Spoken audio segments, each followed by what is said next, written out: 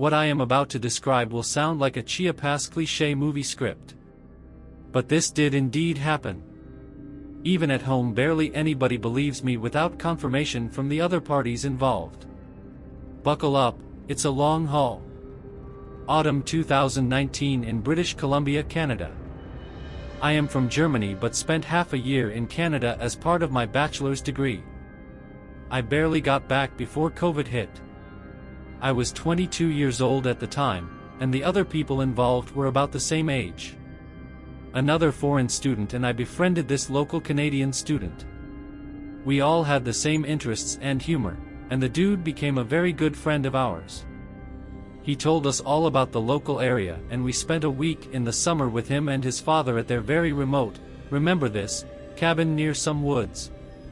They taught us how to handle guns there and let us shoot a lot. Ammo is expensive AF. Then fall came and we had a lot of free time due to being finished with all our papers. So our buddy proposed that we spend a few days at his dad's cabin, this time without his father. We went, hell yeah, because we could load up on booze and weed and have a great time there. Just living the life. 3 close dudes in the woods are gaming and getting wasted. Sound great, right? After loading up on all the supplies, the first 3 days were very calm. On the first day, just like the last time I was there, I barely slept and was generally tense. This is because I am a naturally very paranoid guy, and I often go into alert mode in situations that are often mocked by my friends. In this case, what freaked me out the most was the fact that we were far away from civilization. And you never understand how quiet your surroundings can be, until you spent some time in a remote area like this. Which led to me often just standing in the dark at night, listening to the surroundings of the cabin. But after the first few days, I got less paranoid.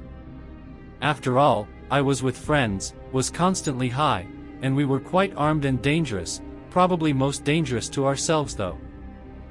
Day 4 came. We spent the day, attempting, to hunt in the woods. Mostly just chilling under trees with a beer and rifle in hand. But in the evening it started to rain heavily. After an hour we were starting to see lightning in the distance, with quite a bit of time passing between lightning and thunder, which meant the thunderstorm itself was still some time away. So we aborted our incompetent hunting attempts and started trekking back to the cabin. It took us about an hour to reach it, due to it already being very dark and the rain creating unsafe footing. For context, you should know that once you spend a few days in the wilderness and haven't seen a soul other than your friends for days, you can become quite careless about your surroundings. I think you can imagine why I am telling you that last part. So we enter the cabin. At that time the thunderstorm was raging full on. We put away our gear and changed clothes.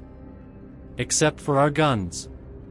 Yeah, I know, drugs and guns are a horrible combination and I wouldn't mix that shit nowadays, but we were drilled quite well by Canadian friend's dad regarding trigger discipline, safety, etc.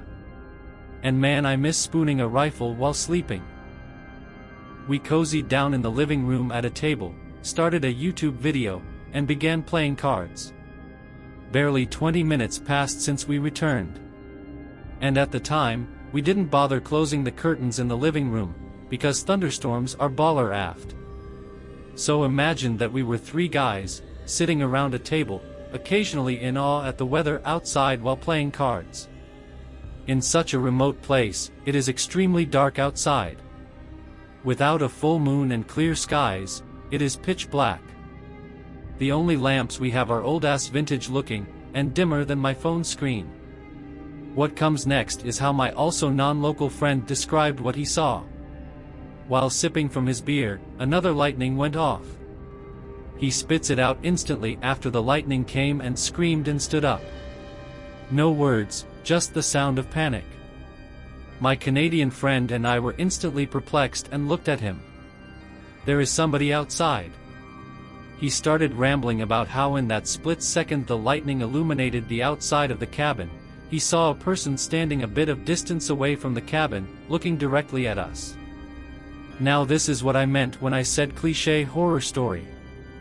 And barely anybody believes me at first. But this did happen. My non-local friend is obviously in a full-on panic. His face looks anxious. This communicated to our Canadian buddy and me that this guy wasn't just messing with us. He did see somebody outside. I grabbed my rifle and pulled the bolt to rack around into the chamber. I feel that warm sensation running down my spine of my body releasing adrenaline.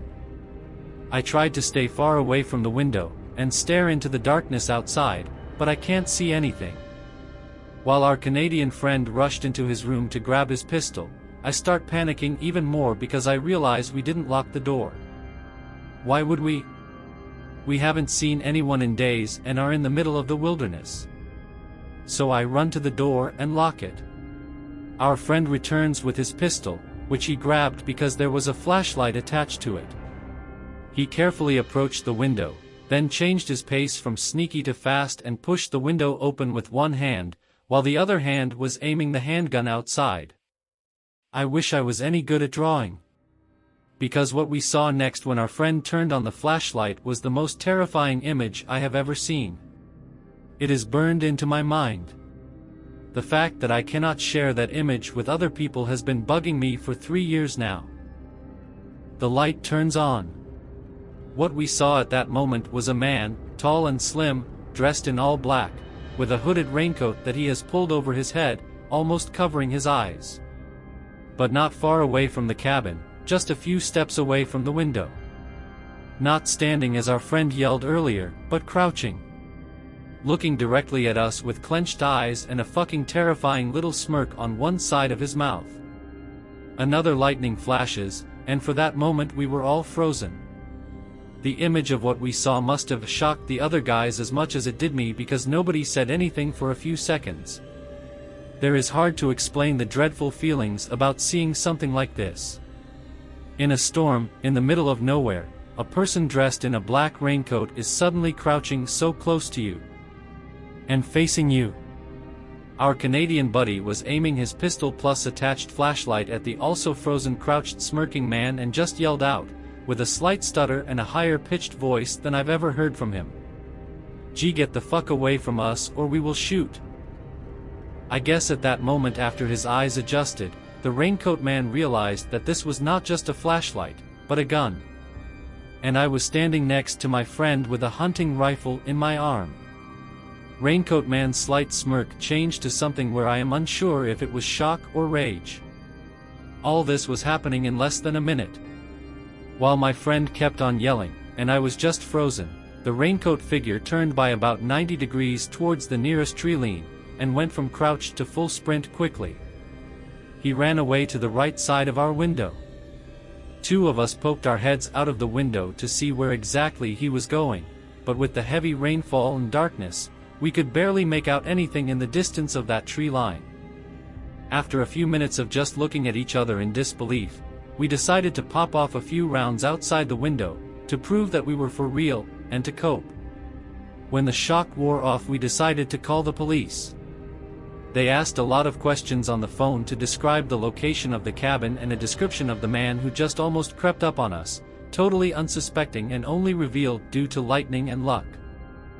Due to us being in such a remote area, the cops told us it'd take at least 1 or 2 hours for somebody to come out. They asked because of the weather and time if it'd be alright if they send somebody out tomorrow, to talk to us about all the details. Given how the man saw that we were armed, he probably wouldn't come back again. We agreed. We discussed just jumping in the truck and leaving right now.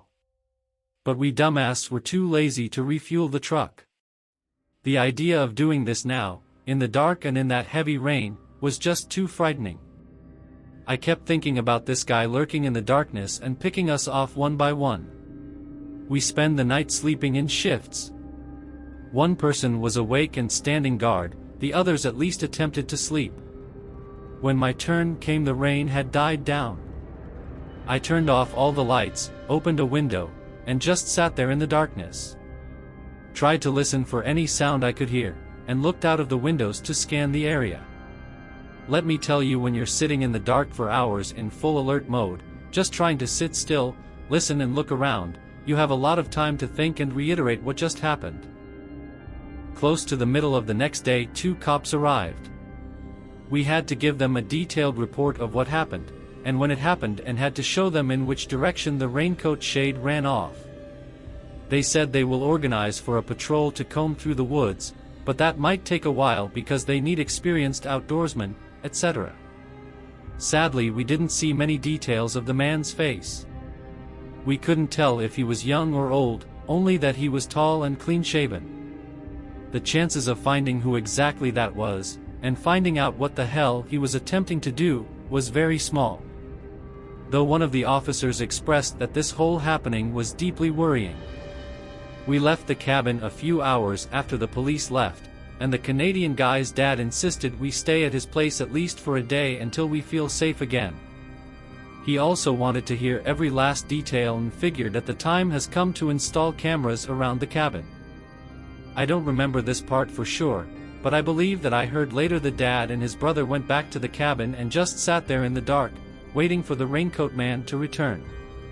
But I never heard of any results, so I guess he must have gone hunting in other areas. I never heard from them cops again. Next January I left Canada and returned home. My Canadian friend was called in for an interview a few months later. And it seemed like the police were still seriously investigating this, looking for the guy who crept up on a cabin during a thunderstorm. The image of that crouched raincoat figure, completely wet and surrounded by darkness, so close to our cabin, is burned into my mind. I will most likely never forget this. I still sometimes turn off all the lights and just look out the windows in silence, trying to listen for sounds. Even though I am on the other side of the world now. We have speculated a lot about what that was. The winning theory is that this guy most certainly had sinister intentions. This did not look like just a burglary attempt. Remember, we had dim lights on, you could see that there was somebody inside the cabin. This guy was creeping towards us in a raincoat during a thunderstorm. When my friend yelled out that he saw somebody, this guy went from walking/standing to crouching. And he went closer to the window.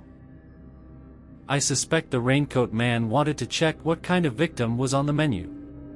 And I don't want to imagine what he had in store if there were 2 unarmed girls there, in a cabin in the middle of nowhere.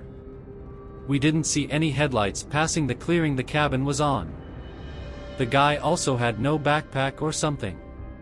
Just the raincoat and black weather-appropriate clothing.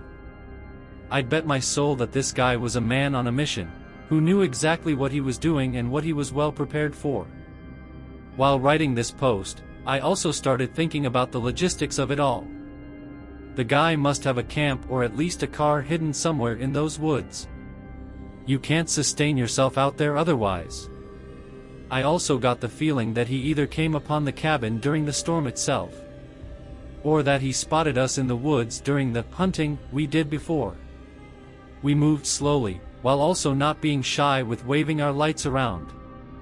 And in the total pitch darkness wilderness, a proper flashlight must have been as easy to spot as the beacons of Gondor. So he might have tracked us through the woods until we reached the cabin. If anybody has heard about similar things happening in the area of British Columbia near Vancouver, please let me know. That mystery has a grip on me for the rest of my life. Sometimes I still dream of this raincoat figure creeping closer to me with each flash of lightning.